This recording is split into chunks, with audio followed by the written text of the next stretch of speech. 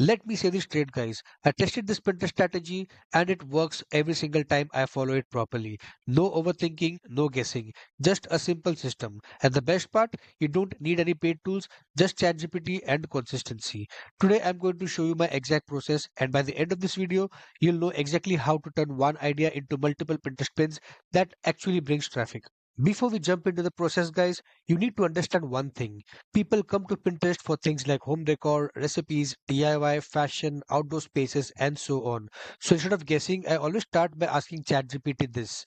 I'm starting a Pinterest account. What categories perform best on Pinterest? And then I just press the enter button on the keyboard, and ChatGPT will give me the list of ideas. Now, if you look at this list, you'll notice something right away. Home decor is massive over here, guys. It's one of the biggest categories on Pinterest, and inside home decor, there are so many sub niches like patio decor, bedroom styling, small space ideas, and so on. So instead of going broad, I like to zoom in on one specific angle. That's where things start working much faster.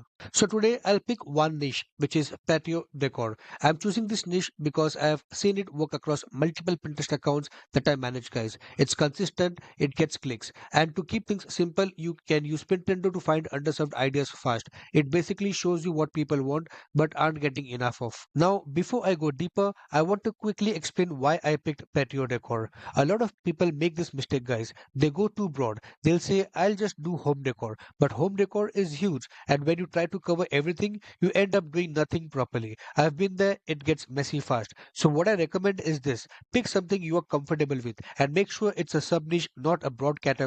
For me, I chose patio decor because it's focused, it still sits inside home decor, and it performs really well on Pinterest. Now, if you're confused about choosing your niche, I actually do one on one consultations where I help you pick a niche based on data. And honestly, the cost is very small compared to what you can make later with ads or affiliate income. If you want that, link is there right in the description below.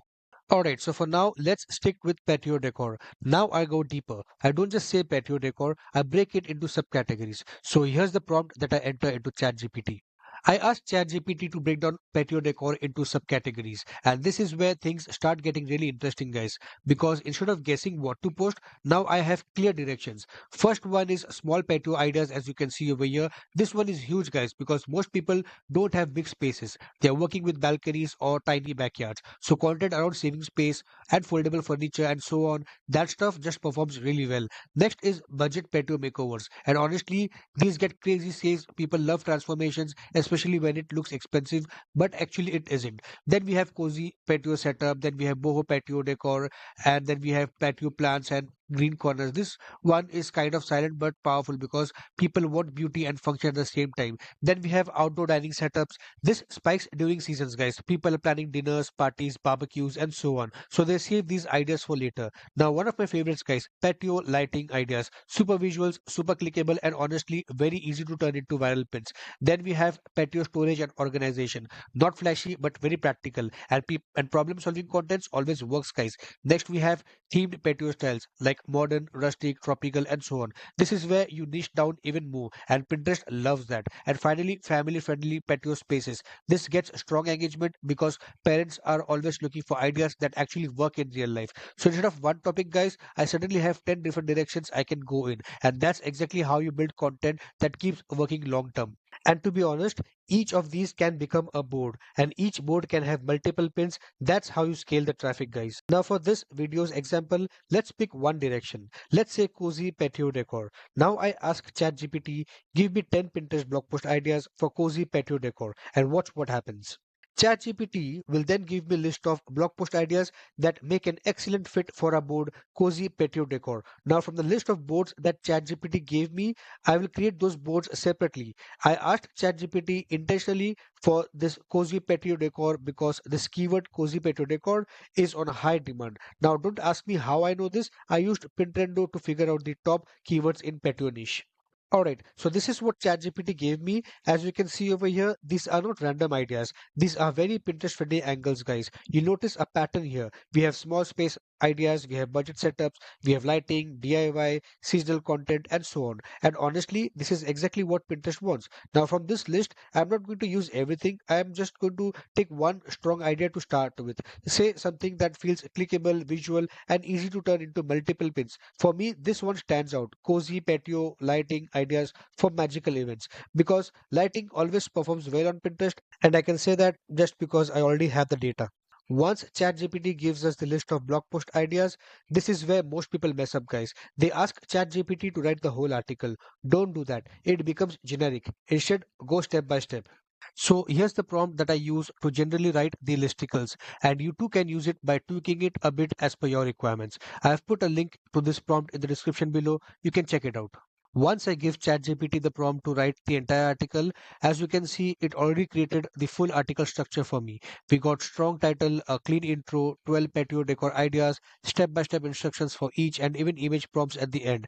Now, honestly, this looks good at first, but here's the thing I have learned from experience. I don't use it directly because when you generate everything in one go, it tends to feel a little generic. So instead, I break it down, I take one section at a time and improve it. Make it more helpful, make it more specific, more real. That's where the real magic lies. Now, once ChatGPT writes the entire article for you, just copy that article and paste it on Google Docs because it becomes easier to edit the articles and also work section by section.